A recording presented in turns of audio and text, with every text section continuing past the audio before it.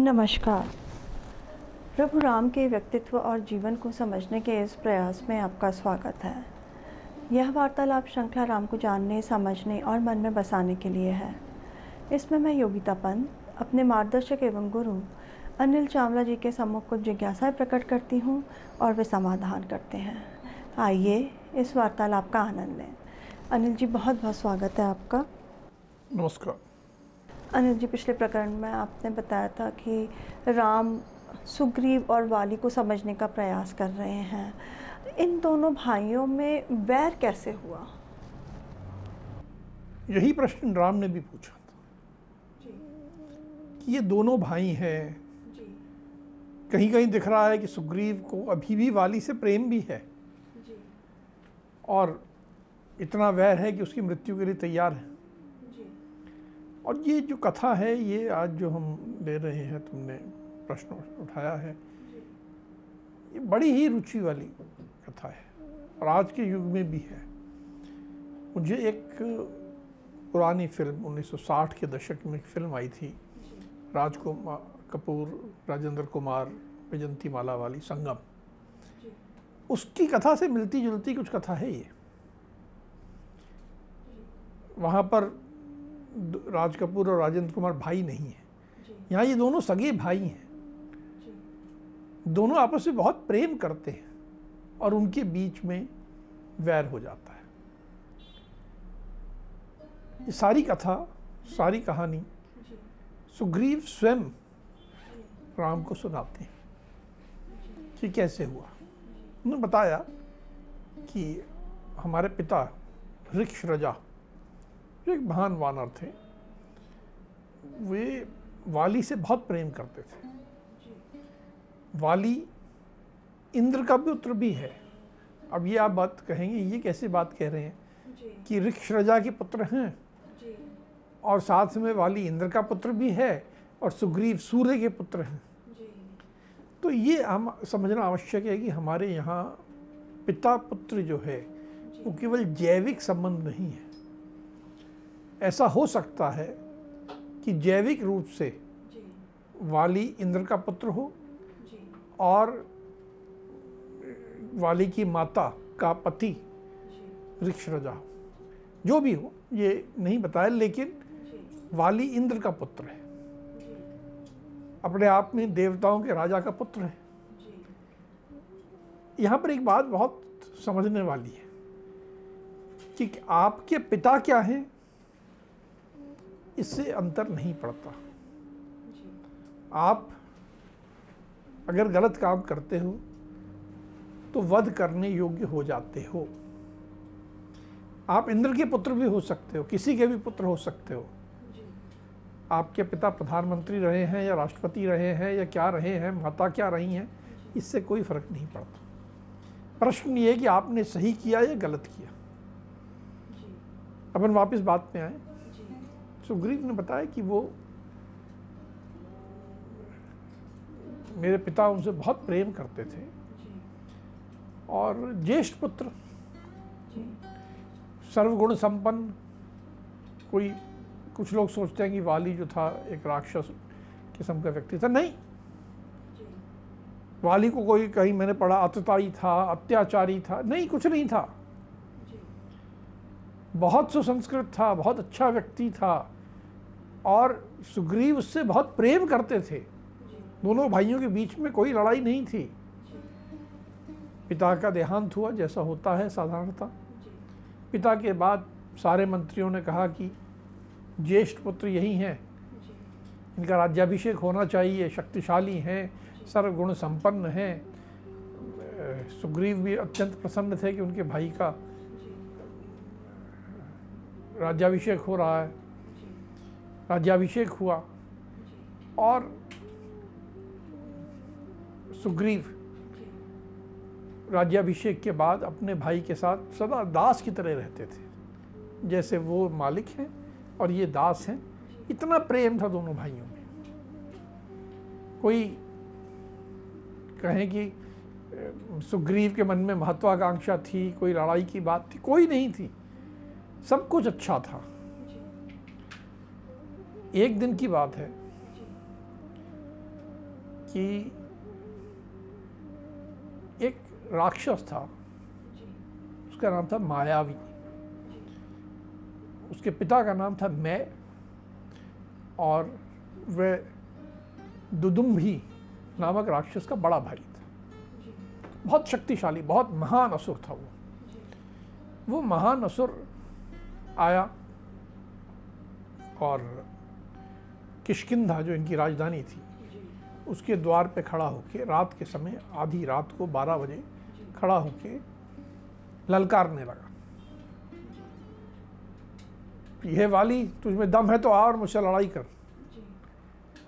जब वो ललकारने लगा तो सब लोग सो चुके थे, पर उसकी आवाज़ से उठ गए। वाली को बहुत क्रोध आया कि ये रात को आके मुझे ललकार रहा है, बाहर निकलने लगा। तो उसकी पत्नी, अन्य लोगों ने कहा कि अब रहने दो, थोड़ा चिल्ला चिल्लू के चला जाएगा, ये तो पागल है। सुग्रीव ने भी कहा कि रहने दीजिए, पर वाली ने कहा नहीं, मैं तो इसको अभी सबक सिखाता हूँ, हमारे यहाँ आके ऐसा नहीं कर सकता। तो वो युद्ध करने के मंशा से अपने पत्नी, अपनी भाई, सबके कहने के बावजूद बाहर निकला। जब वो बाहर निकला तो सुग्रीव भी स्नेहवश अपने हथियार लेके साथ साथ बाहर निकला। दोनों भाई आ गए और उसको चुनौती को सामना करने के लिए एक साथ एकत्र खड़े हो गए। दोनों भाई जब बाहर निकल के आए तो मायावी ने क्या किया दोनों भाइयों को देख कर? अब मायावी डर गया। देखिए, यहाँ एक सिद्धांत बहुत बड़ा समझने की बात है कि 1 और 1 11 होते हैं।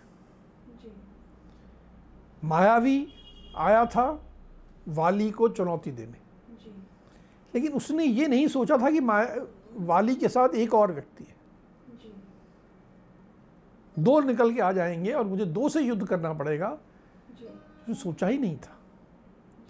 वो 2 और एकदम एक जैसे दिखने वाले ऐसे विशाल वानर दोनों युद्ध करने के लिए हथियारों सहित तैयार हैं।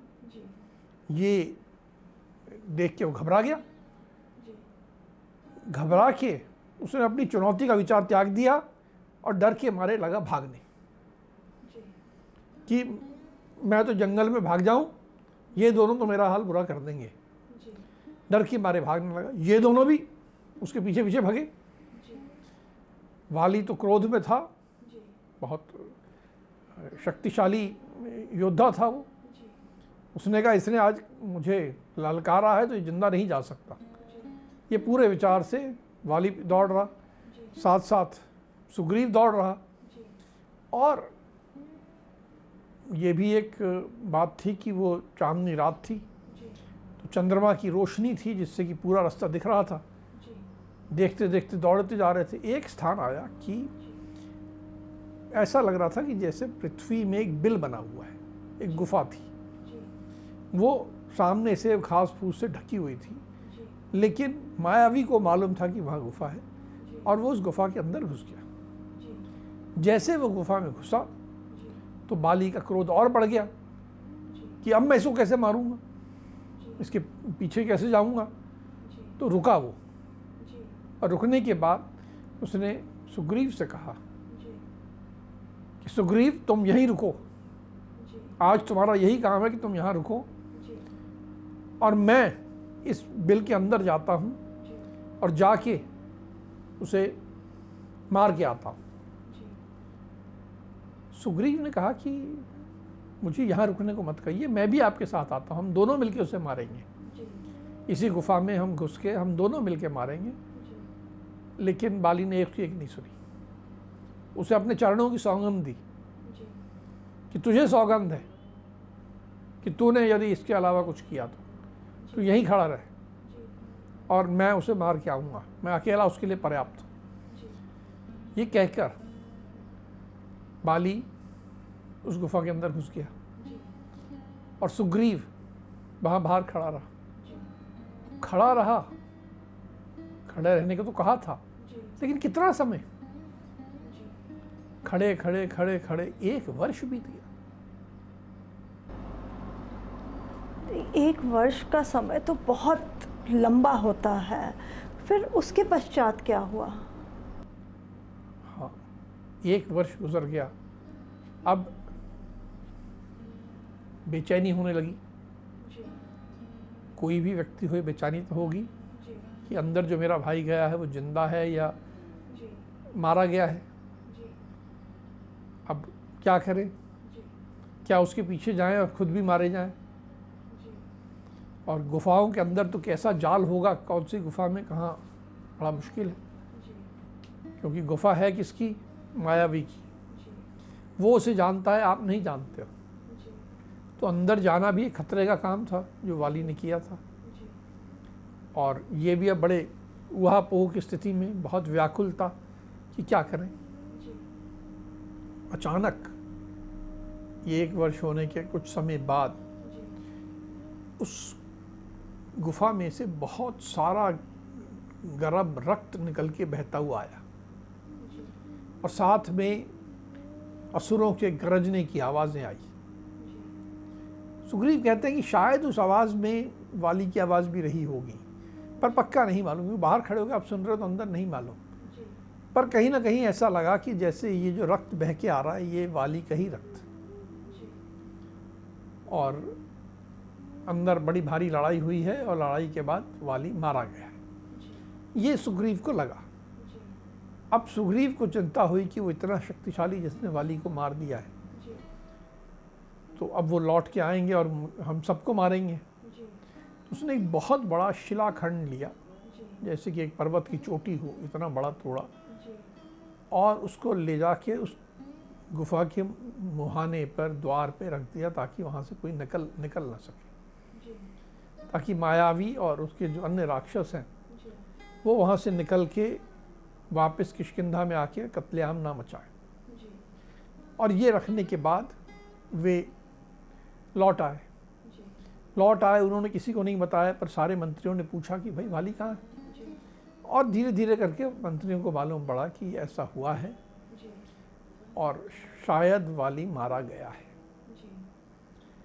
तो मंत्रियों ने कहा कि देखिए, कोई भी राज्य बिना राजा के नहीं रहना चाहिए, ये राज्य के लिए ठीक नहीं है, इससे अन्य लोगों के लिए आक्रमण करने की स्थिति बन जाती है। और इसलिए इनके बहुत मना करने के बाद भी सारे मंत्रियों ने और विद्वानों ने मिलके सुग्रीव का राज्याभिषेक कर दिया और सुग्रीव राजा के पद पर प्रतिष्ठित हो गए। तो फिर वाली वापस आए क्या? हाँ, यही तो गड़बड़ है कि अंदर वाली मरा नहीं था। लगा था कि वाली मर गया, पर वाली नहीं मरा था। वाली ने राक्षस को मार दिया था। वाली ने राक्षस को मार दिया था। और उसके बाद राक्षस को मारने के बाद उसने बाकी सब उसके जो परिवारजन थे, जो और भाई बंधु जितने थे, सबको मारा था। उसमें उसे कुछ समय लगा था। और उसके बाद जब वो आया तो उसे मालूम पड़ा कि अब तो राजा सुग्रीव है, तो आग बबूला हो गया, एकदम तमतमाने लगा। लेकिन सुग्रीव के मंत्री बड़े सशक्त थे और सुग्रीव के प्रति वफादार भी थे। उन्होंने उसे कैद कर लिया। उन्होंने उसे कैद कर लिया, जंजीरों में बांध लिया और कुछ कठोर शब्द भी कहे, जैसे एक, क्योंकि अब तो एक साधारण बंदी था, राजा नहीं था। कठोर शब्द भी कहे और अपने राजा सुग्रीव के सामने लेके आए। सुग्रीव चाहता तो उसे कैद में ही डाल देता, लेकिन इसने कहा नहीं। उसके मन में ऐसा विचार भी नहीं आया। उसके मन में तो भ्रातृ प्रेम बहुत ज़्यादा था कि मेरे भाई के प्रति प्रेम है, मुझे भाई से ऐसा नहीं करना है। जब वो आया तो उसने पूरा सम्मान किया, कहा कि ये बड़ी प्रसन्नता की बात है कि आप सकुशल हो। ये भी प्रसन्नता की बात है कि आपने हमारे शत्रु को मार दिया है और आप लौट आए हो। ये जो मैंने मुकुट पहना हुआ है गया, उसने बाली के चरणों में अपना मुकुट रख दिया। अपना जो सफ़ेद छत्र था जिसके सिर पे लगा था वो भी उतारा और ले जाके बाली के चरणों में रख दिया कि ये छत्र और ये मुकुट आपको समर्पित है, ये आप ही का है, आप ही राजा हो, मैं राजा नहीं हूँ। और मैं तो राजा बनना भी नहीं चाहता था, ये तो इन मंत्रियों ने मुझे ज़बरदस्ती बना दिया, मेरे मन में कोई ऐसी इच्छा नहीं है, आप ही ये संभालिए। मैंने तो वहाँ पर मुझे लगा था ऐसा ऐसा हुआ था और 1 वर्ष का समय गुजर गया था। फिर जब वो रक्त बाहर निकला मुझे लगा कि आपका रक्त है। उसके बाद मैंने आपको जलांजलि दी, आपको के जो अंतिम संस्कार थे वो किए। और वो शिला मैंने इसलिए रखी थी कि वो मायावी और अन्य लोग दौड़ के हमारे पर आक्रमण ना कर दें। तो इस तरह उसने अपनी सारी बात समझाई और उनको बड़े सादर, बहुत ही प्रेम भाव से, आदर भाव से कहा कि आप ये राज्य पुनः संभालिए, मैं इस राज्य के योग्य भी नहीं हूँ, आप ही राजा हो, मैं तो गलती से बन गया था, अब मुझे इसमें कोई रुचि नहीं। सुग्रीव ने जब ये सब बताया फिर वाली ने क्या कहा? वाली ने कहा तुझे धिक्कार है। मैं तो क्रोध में तमतमा रहा था, उसके पर इस प्रेम की मीठी बातों का कोई असर नहीं हुआ। उसने बहुत कठोर वचन कहे, सबके सामने पूरी भरी सभा में सुग्रीव को हर तरह से अपमानित किया और सबको बुला के, मंत्रियों को, आम जनता को, सबको बुला के कहा कि ये जिसे आप देख रहे हैं ये बहुत तुच्छ प्राणी है, इसने जानबूझ के गुफा के मुंह पे पत्थर रख दिया ताकि मैं वहां से निकल के ना आ सकूं। मैं बाहर आया था, मैंने बार बार आवाज़ दी थी सुग्रीव सुग्रीव सुग्रीव, पर ये तो पत्थर रख के भाग आया था।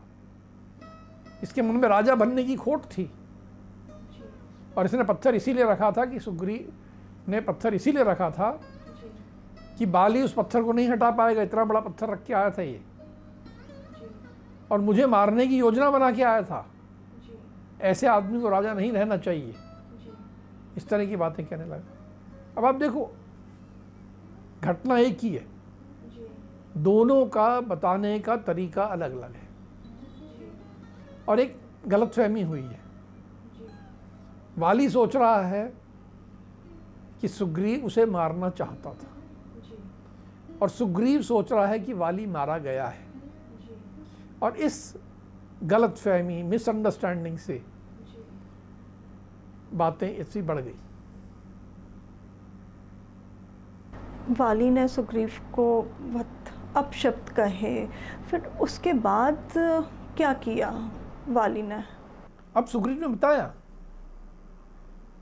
कि धिक्कार है कहा, कहने तक तो ठीक था, लेकिन उसके बाद धक्के देके घर से निकाल दिया।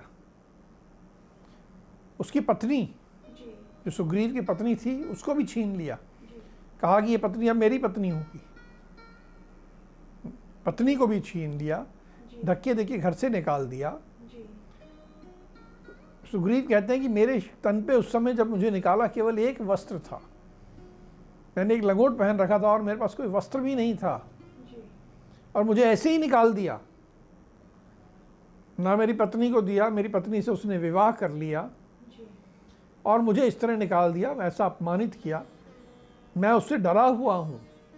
उसके डर के बारे पहले मैं पूरे विश्व में घूमता रहा कि कहीं मुझे ऐसी सुरक्षित जगह मिल जाए।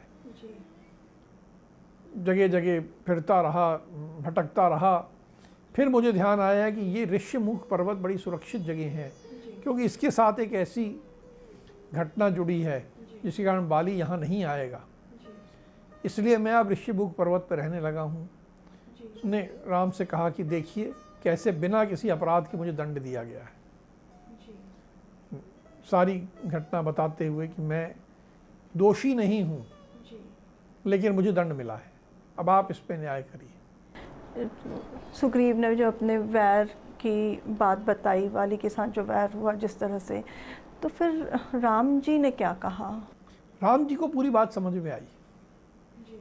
इससे पहले वो कह रहे थे कि मैं दोनों की बात समझूंगा और वो करूंगा जो दोनों के हित में हो। लेकिन ये समझने के बाद उन्हें ये समझ में आया कि इसके साथ गलत हुआ है। उन्होंने आश्वासन दिया कि तुम विश्वास करो कि तुम्हारा शत्रु मारा जाएगा, मेरे बाण उसके हृदय में उतरेंगे, ये तुम विश्वास करो। उसने जो अपराध किया है उसका दंड उसे अवश्य मिलेगा। अब केवल उतनी देर है कि वो मेरे सामने कब आता है। जब मेरे सामने आएगा मैं तुम्हें आश्वासन देता हूं कि उसकी मृत्यु निश्चित है। ये सारा अब आश्वासन दिया कि ऐसे ऐसे करके निश्चित रूप से उसकी मृत्यु होगी। अभी तक आश्वासन दे रहे थे लेकिन इतना पक्की बात नहीं थी। अब उनका विश्वास पक्का हो गया कि सुग्रीव सही है। सुग्रीव सही है और उसके बड़े भाई ने गलत किया है, तो इसलिए उसके बड़े भाई को मारना उचित है। उचित कैसे है ये बात हम एक बार जब मार देंगे, वाली और राम का जब संवाद होगा तो एक बार पुनः राम वाली को समझाएंगे कि उसको मारना उचित क्यों है। उस समय आज जो ये सारी बात है, ये सारी बात उस समय भी आएगी तब पूरी तरह, क्योंकि देखिए राम किसी को मारने का निर्णय हल्के ढंग से नहीं ले सकते। किसी का जान लेनी है, न्याय होना चाहिए, न्याय के आधार पे लेंगे।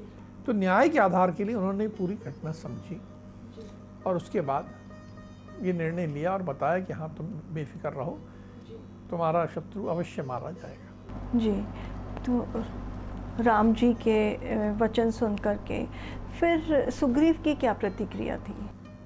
प्रसन्न हुआ, बेहद प्रसन्न हुआ, लेकिन अब उसके उनमें एक अलग शंका शुरू हो गई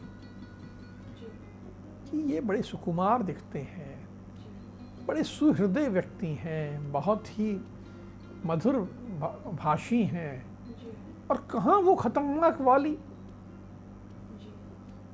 जो कि इतना खतरनाक, ये उसे मार भी पाएंगे कि नहीं मार पाएंगे। अब उनके मन में ये शंका आई कि राम जी वाली का वध कर पाएंगे कि हाँ वास्तव में उसको वध करने में सक्षम है कि नहीं है। मुझे कह तो दिया, मित्रता में बड़े भावुक हो गए, कह दिया इन्होंने, लेकिन कर पाएंगे कि नहीं कर पाएंगे, इस पर हम अगले प्रकरण में चर्चा करेंगे। जी अनिल जी, एक बात जो थोड़ी उभर के आती है, यहाँ पे समझ में आती है कि एक गलतफहमी के कारण कितना वैर हो सकता है, परिवार नष्ट हो जाता है। हमेशा हमेशा इस कहानी का जो सबसे बड़ा मैसेज हम मिलता है कि हमेशा जिससे आप प्रेम करते हो परिवार में, चाहे वो भाई हो, चाहे पति हो, चाहे पत्नी हो, चाहे कोई और संबंधी हो, उसकी गलती भी अगर मालूम पड़े तो उसे एक बार नहीं 5 बार मौका दीजिए, उसे क्षमा करने का प्रयास कीजिए, क्योंकि वही तो प्रेम है। उसकी भी बात समझने का प्रयास करना करिए। अपने क्रोध पे दानव के साथ नियंत्रण रखने की आवश्यकता नहीं है, लेकिन अपने परिवार में, अपने बंधु के साथ, अपने पत्नी के साथ, अपने भाई के साथ, पति के साथ, पिता के साथ क्रोध को खुला छोड़ देना गलत है। गलत फहमियों से रिश्ते टूट जाते हैं। वाली और सुग्रीव दोनों अच्छे व्यक्ति थे। वाली ने उस बिंदु तक कोई गलती नहीं की थी। उसके बाद उसने क्रोध में आके 2 गलतियां की। एक तो सुग्रीव को अपमानित किया और दूसरा सुग्रीव की पत्नी को हथिया दिया। ये जो 2 उसने गलतियां की, ये क्रोध में की थी। अगर वो समझदारी दिखाता, भाई की बात सुनता, समझता, तो ये नहीं होता, परिवार नहीं टूटता, उसकी मृत्यु नहीं होती। जीवन में हमेशा ये प्रयास करना चाहिए कि परिवार में बातें सुनी जाएं, समझी जाएं, आपसी विश्वास, आपसी स्नेह को स्थान दें। अब हम आज की चर्चा को यहीं विराम देते हैं। अगली कड़ी में राम के जीवन से जुड़े कुछ अनछुए पहलुओं के साथ हम दोनों फिर उपस्थित होंगे। राम राम। राम राम।